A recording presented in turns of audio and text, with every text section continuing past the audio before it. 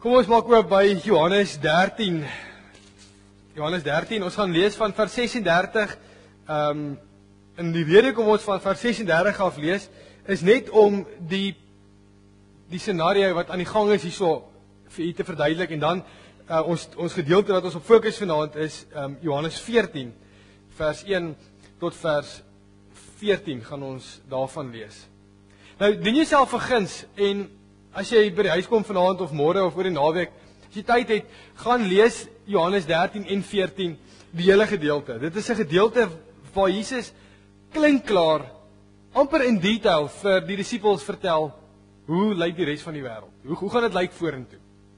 Nou, so Johannes 13 begin waar Jesus sy disippels se voete was en vir hulle vertel dat hulle op mekaar se voete moet was, en dan wys hy vir Judas as die verraaier aan, en dan sê hy maar sy heengaan is naby, hy gaan amper moet weggaan van hulle af. En dan in vers 36, 13 vers 36, dan vra Simon Petrus vir die Here Jesus Christus: Here, waarheen gaan U?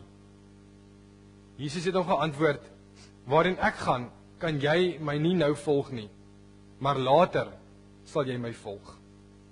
Toe sê Petrus vir hom: Here, hoekom kan ek U nie nou volg nie? Ek sal my lewe vir U aflê. Sal jy jou lewe vir my aflê? Vra Jesus. Dit verseker ek jou, nog voor die haan kraai sal jy my 3 keer verloon. Julle moet nie ontsteld wees nie. Glo in God, glo ook in my. In die huis van my Vader is daar baie woonplek. As dit nie so was nie, sou ek nie vir julle gesê het, ek gaan om vir julle plek gereed te maak nie. En as ek gegaan het en vir julle plek gereed gemaak het, kom ek terug en sal julle na my toe neem, sodat julle ook kan weet waar ek is. En julle ken die weg na die plek waarin ek gaan. Thomas sê toe vir hom: Here, ons weet nie waarheen jy gaan nie, hoe kan ons dan die weg daarheen ken? Jesus het vir hom gesê: Ek is die weg en die waarheid en die lewe. Niemand kom na die Vader toe behalwe deur my nie. As julle my ken, sal julle my Vader ook ken, en van nou af ken julle hom en sien julle hom. Toe sê Filippus vir hom: Here, wys vir ons die Vader en dit is vir ons genoeg. En Jesus sê vir hom: Ek is al so lank by julle, en ken jy my nie, Filippus? Wie my sien, sien die Vader. Hoe kan jy dan sê, wys vir ons die Vader? Glo jy nie dat ek in die Vader is en die Vader in my nie? Die woorde wat ek met julle praat ek nie uit my eie nie, maar dit kom van die Vader wat in my bly en sy werke doen. Glo in my, omdat ek in die Vader is en die Vader in my. Of anders, glo op grond van die werke self. Dit verseker ek julle, wie in my glo, sal ook die dinge doen wat ek doen. En hy sal nog groter dinge as dit doen, omdat ek na die Vader toe gaan. Wat julle ook al in my naam vra, sal ek doen, sodat die Vader deur die Seun verheerlik kan word. As julle my iets in my naam vra, sal ek dit doen. En dan gaan die gedeelte nou aan waar Jesus die Heilige Gees beloof, en hy sê, ek gaan julle nie as weeskinders agterlaat nie, en weer dat julle nie bang te wees vir dit wat nou voorlê nie. Maar gaan lees gerus by die huis die res van die gedeelte. Nou ons fokusgedeelte vanaand, ons gaan inkyk op die betekenis van hemelvaart. Maar ons gaan spesifiek inkom op vers 1 tot 3, wat sê, julle moet nie ontsteld wees, julle moenie ontsteld wees nie, glo in God, glo ook in my. Nou net vanaf daai vers 1, as jy met die ou vertaling gaan lees, dan staan daar, daai gedeelte wat sê, julle moenie ontsteld wees nie, staan daar, laat julle hart nie ontsteld word nie. Glo in God, glo ook in my, in die huis van my Vader is daar baie woonplek. As dit nie so was nie, sou ek nie vir julle gesê het, ek gaan om vir julle plek gereed te maak nie. En as ek gegaan het en vir julle plek gereed gemaak het, kom ek terug en sal julle na my toe neem, sodat julle ook kan weet waar ek is. Fokus gedeelte vir vanaand dan, daai vers 1 en vers 3.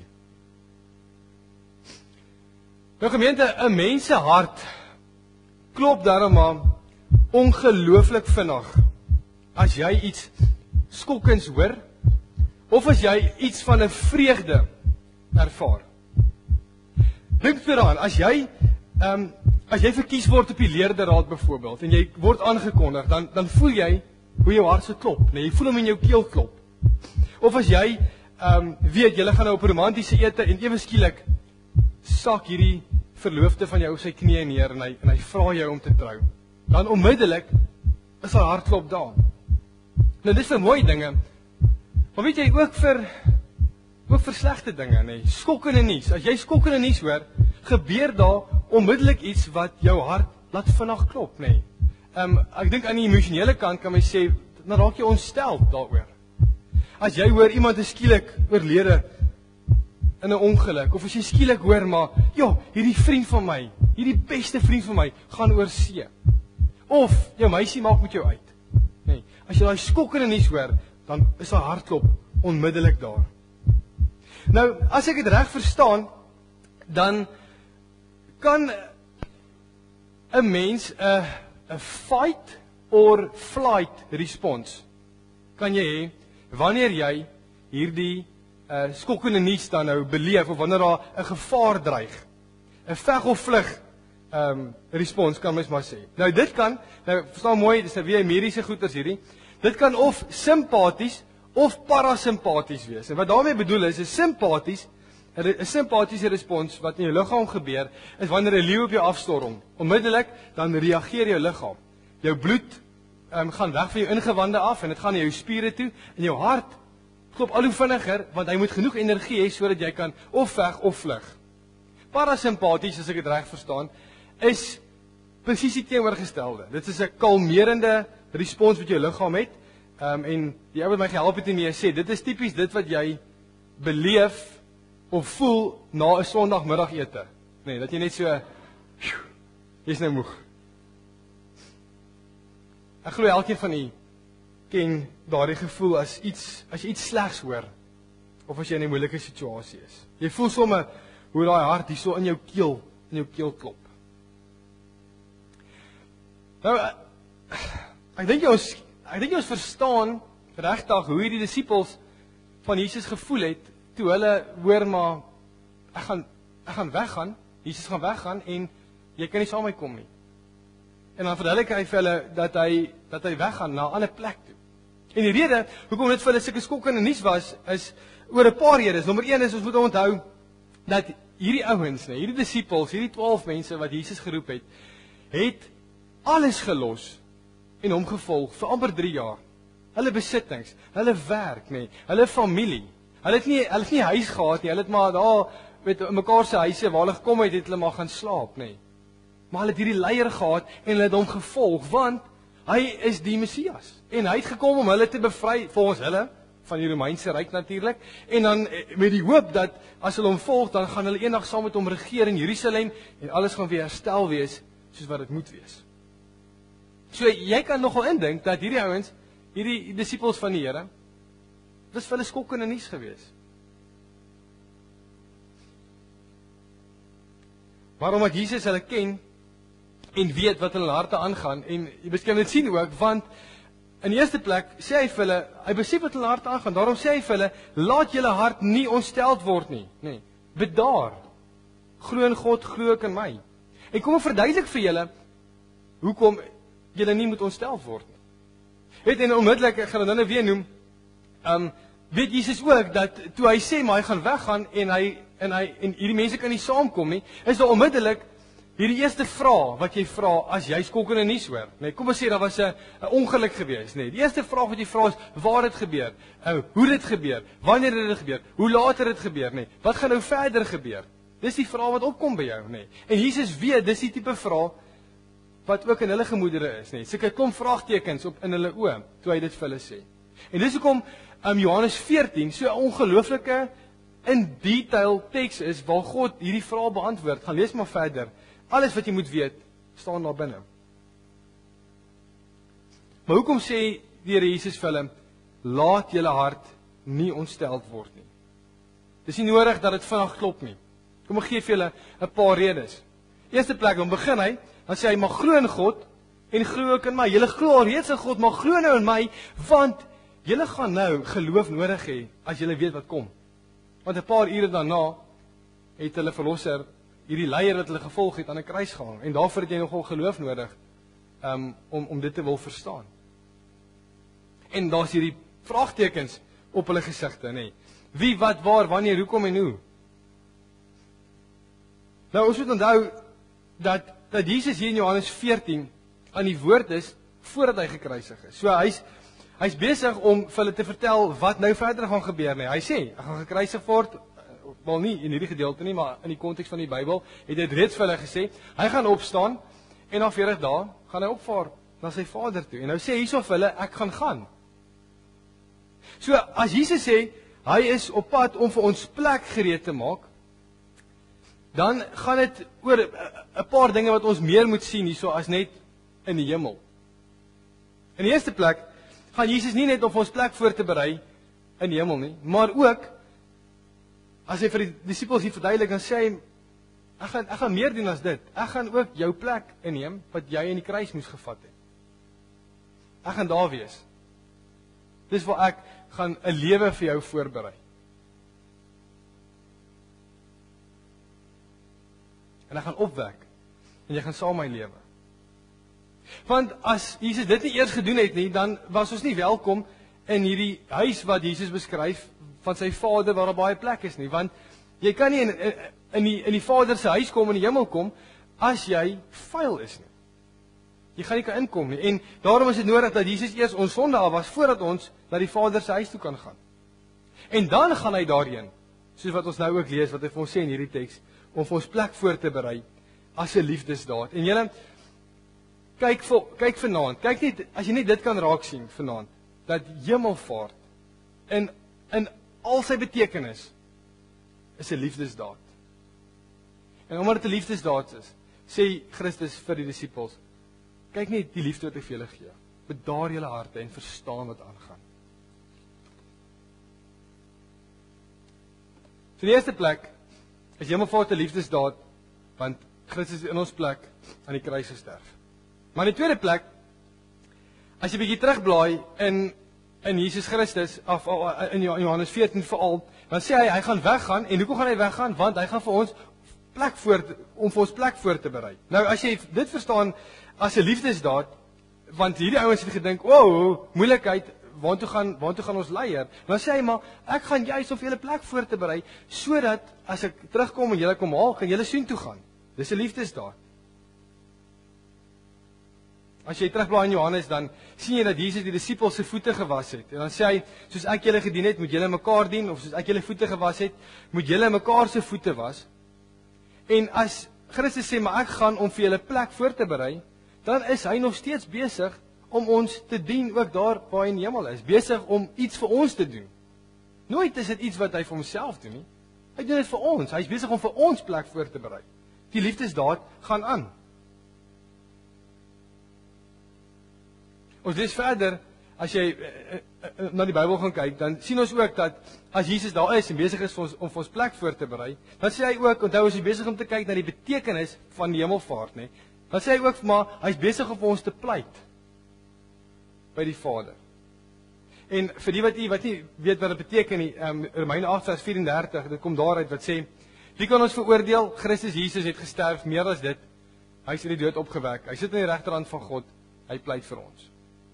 Vanoggend by Durbanville Laerskool het ek ook hemelvaart daar aangebied, en toe om hierdie pleitgedeelte vir hulle te verduidelik, het ek 'n maat vorentoe geroep op 'n verhoog, en vir hom gesê, as jy stout is, en jy is in die moeilikheid by meneer Swart, wat die hoof van daai skool is, en ek ken jou omstandighede, ek weet wat die moeilikheid is daar by jou, in jou lewe, en ek weet jy het stout gedoen, en jy is in die moeilikheid by meneer Swart, dan gaan ek saam met jou na meneer Swart toe gaan, en ek gaan sê, meneer Swart, ek wil vra dat hierdie ou sal vergewe, want ek weet wat hierdie ou se situasie is.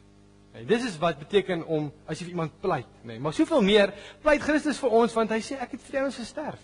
Ek het vir jou gesterf, daarom, op grond van wat ek gedoen het, op grond van die feit, dat ek die lewe geleef het, wat hierdie ou moes leef, op grond van die feit, dat ek die dood gesterf het, wat hierdie ou moes sterf, op daai gronde, Vader, vergeef hom.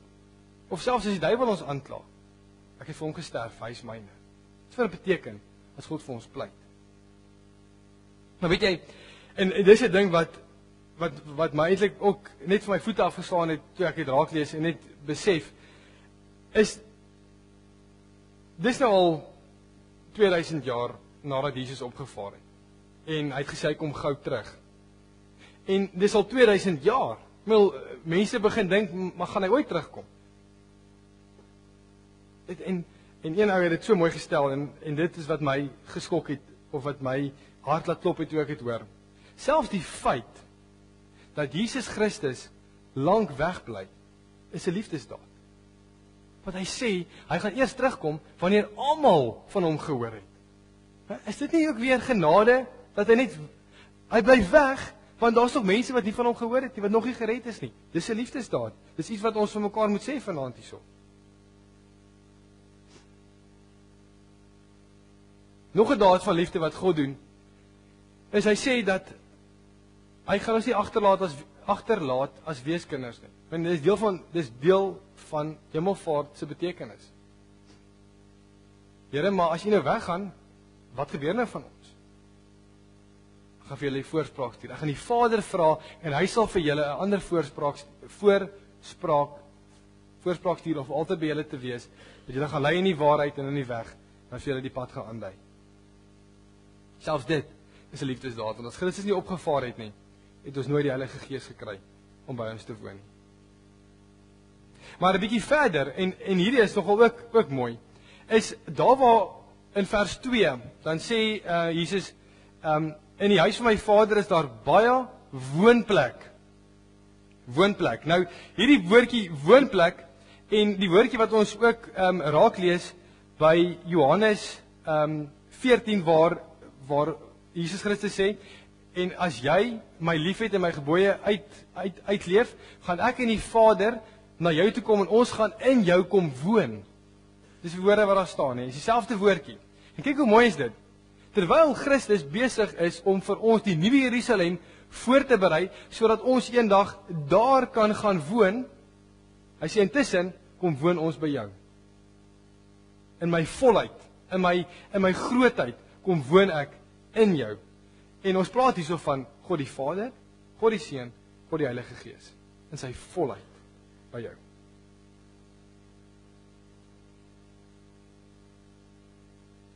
En jy sien hoe Jesus se weggaan, en hoe hy dit vir hulle verduidelik, as jy nou na die hele konteks kyk, en hoe Christus dit vir ons vandag verduidelik, oor, dat hy sê, maar moenie ontsteld wees nie. Moenie dat jou hart vanaf klop, as jy hoor ek gaan weg nie, want kyk die ryk betekenis van wat hier gebeur. Kyk wat gebeur as ek opvaar, dan gaan my liefde en my genade en geduld gaan ek weer en weer en weer vir jou gee. So ons sien dus, in die eerste plek, Hebreërs 2 vers 10 sê, Jesus Christus dien ons in liefde aan die kruis. Maak dit vas in jou hart. Hy dien ons deur voor ons uit te gaan en 'n plek gereed te maak, sodat ons kan wees waar hy is. Dis hoe lief hy ons het. Hy wil nie alleen daar wees nie. Hy doen dit nie vir homself, hy doen dit vir sy Vader se eer, en nog meer doen dit vir sy Vader se eer, want as ons ook daar opdaag, ons lofsange en die manier hoe ons leef is nou al 'n offer vir God, maar as ons gaan opdaag in die Nuwe Jerusalem, gaan God eer kry, want ons is daar besig om te loof en te prys en saam met hom in sy teenwoordigheid te wees. Hy tref ons in by die Vader, Hebreërs 7 vers 25. Jesus moet gaan, ek som op. Jesus hy moet opgaan na die hemel toe, sodat die Gees kan kom. Ons is nie weeskinders nie, ons is nie alleen nie. En die laaste ding wat ons hierso kan sê is, Christus moes gaan. Want as hy nie gegaan het nie, sou hy nooit kon terugkom om aan ons die heerlikheid en die vrede te gee waarvoor hy vir ons gesterf het. So ons kan sê dit, wat jy hierso sien, hierdie 1, 2, 3, 4, 5, 6, 7 punte, is die ryk betekenis van hemelvaart.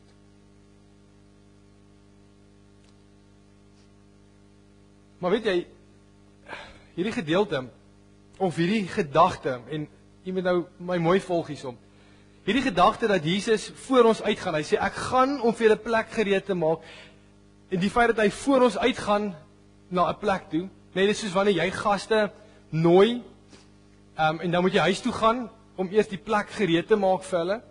Selfde gedagte kom hierso voor, nie. Maar dis nie 'n vars gedagte wat ons hierso hoor nie. In die Ou Testament, en dis ongelooflik mooi, hoe die Ou Testament, eintlik dit wat ons vanaand hierso met mekaar bespreek het, al vir ons verkondig. Hoor gou hierdie, in die laaste punt, die gedagte wat hier volg.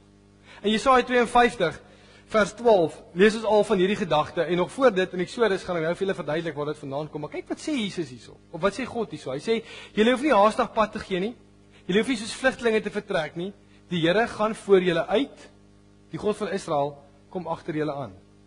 Goed, hou hierdie gedagte, nee, want ons sien dit baie duidelik ook, in die volk Israel, het iets hiervan beleef, hulle het iets hiervan beleef, toe hulle getrek het, uit Egipte uit, na Kanaan toe, die beloofde land, nee, en kyk wat daar gebeur. Hulle het vir God gehad in 'n wolk en vuurkolom wat voor hulle uitgaan en die kampe vir hulle aandui en wat vir hulle die roete wys na die land Kanaan toe, die beloofde land toe, nee. Maar ons lees ook dat God vooruit gegaan het om die beloofde land voor te berei en dat hulle nie moet bang wees vir wat voor lê nie, want God veg vir hulle. Is dit nie ongelooflik om vanaand hierso te kan sit en dit raak te sien en te besef maar dat die Ou Testament alreeds hemelvaart en dit wat Jesus vir ons gedoen het vooruitwys. En kom ek verduidelik vir jou die lyne hierso. Net soos wat God die beloofde land voorberei vir hierdie volk, nê, die land Kanaan wat oorloop van melk en honing, die beloofde land, hy het dit al aan Abraham, Isak en Jakob beloof. Net so lei Christus ons na die nuwe lewe toe. Goed, maak die koneksie, beloofde land, nuwe Jerusalem. Maar nie net dit nie, hy sê ook dat hy vir ons die weg wys hoe om daar uit te kom. In die wolk en vuurkolom het God die volk gewys hoe om in die beloofde land uit te kom. Hierso in Johannes 14 sien ons Jesus is die weg om by die Vader uit te kom. Hy is die padkaart. Loop in my, nee, glo in my. Ek is die weg, die waarheid en die lewe en niemand kom na die Vader toe behalwe deur my nie. Dis wat hy sê. Christus is die weg na die nuwe Jerusalem toe. Maar nie net is ons alleen nie, soos die volk alleen was nie. Die wolk en die vuurkolom was daar in God se teenwoordigheid, in sy volheid was hy by hulle gewees. Maar net so het God sy gees in sy volheid in ons laat woon en brand, soos wat Jesaja 52 sê, dat hy vooruit gaan en dat hy agterna kom. Toe die volk in 'n krisis was en bang was vir die volke van Kanaan wat vir hulle voorlê daar, het God hulle getroos deur Moses se woorde en hy het vir hulle gesê, luister, ek gaan vooruit. Julle hoef nie bang te wees nie. Julle hart hoef nie so te klop nie. Presies dieselfde wat gebeur hierso. Die disippels, ek nou daarby kom. Moses vertolk vir ons wat gebeur in Deuteronomium 1 vers 28 tot 33. Kyk gou hoe mooi sluit hierdie gedeelte aan by dit wat ons gelees het en dit wat ons en net die betekenis van hemelvaart. En ook die betekenis vir my en jou vandag wat in 2014 leef en ook soms krisisse beleef. Ons nou daarby kom.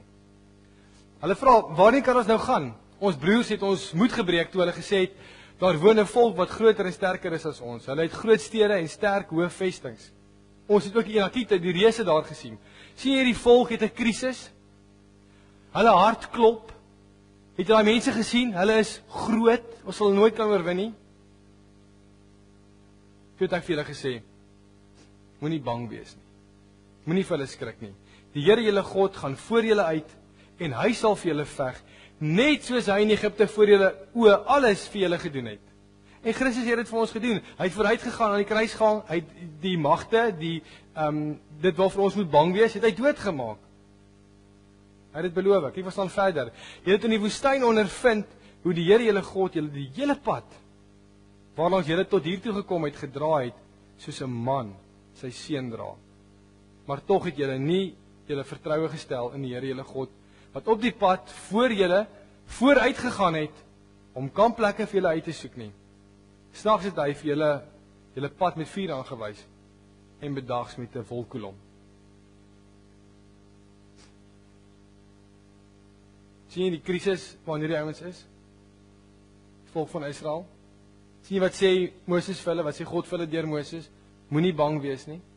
God gaan voor julle uit. Hy maak julle plek vir julle gereed. Hy veg daai oorlog vir julle daar. Moenie bang wees nie. Die disippels het hierdie slegte nuus gehoor wat ons nou van gelees het in 14. Hulle het die krisis beleef. Christus is nie meer by ons nie. Wat gaan van ons word? Jesus sê dat hy moet weggaan, maar dan troos hy sê ek gaan vooruit om vir julle plek gereed te maak. En ek gaan terugkom en ek gaan julle kom haal. En dat hy vir ons die Gees stuur om by ons te wees, sodat hy ons in die waarheid kan lei. Dit moet toch vir my en vir jou iets sê, dat Johannes 14 moet met my en jou praat vandag. Want as jy deur 'n krisis gaan, of bang is, of alleen voel, ek ken nie jou omstandighede nie, God ken jou omstandighede. Of voel die lewe bedreig jou, of jy weet, daar lê 'n geweldige moeilike gesprek voor wat ek met iemand moet hê, en dit gaan maak dat my lig as Christen moet skyn, en ek gaan 10-1 daarvoor veroordeel word. Of jy weet, jy gaan nou op 'n toneel afkom, wat vir jou net griesaam gaan wees.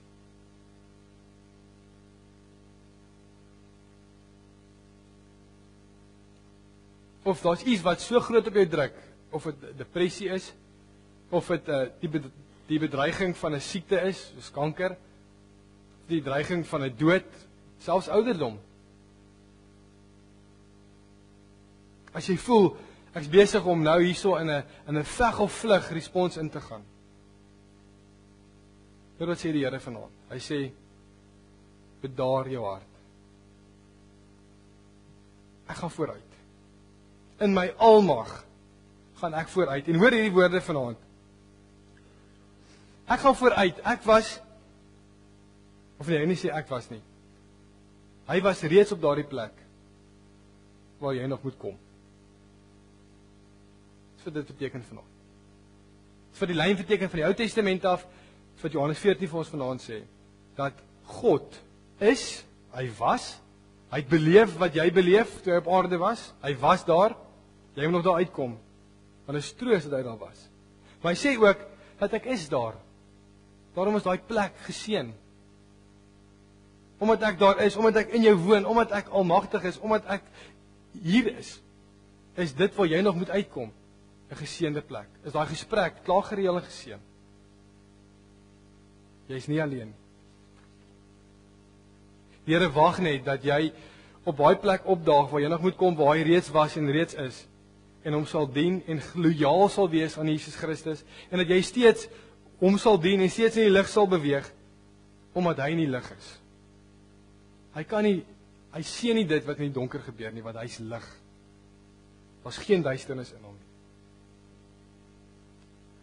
Gemeente, jy het vanaand al die redes in die wêreld gehoor om nie ontstel te wees. Nie vir die verre toekoms nie, vir dit wat voor lê nie, maar ook nie vir die hier en die nou nie.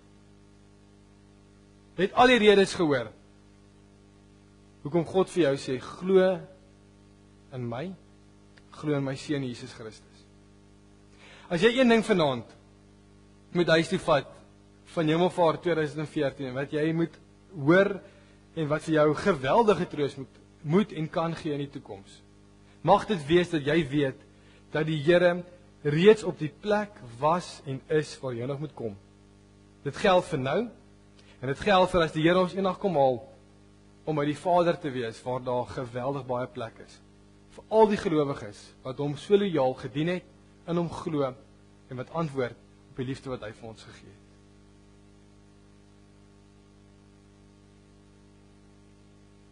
Amen.